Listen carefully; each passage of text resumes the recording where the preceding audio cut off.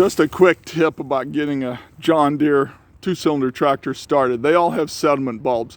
They always start those old gas tractors start real good in the winter, unless the sediment bulb's full of ice. This was in the sediment bulb of a 1956 John Deere Model 60.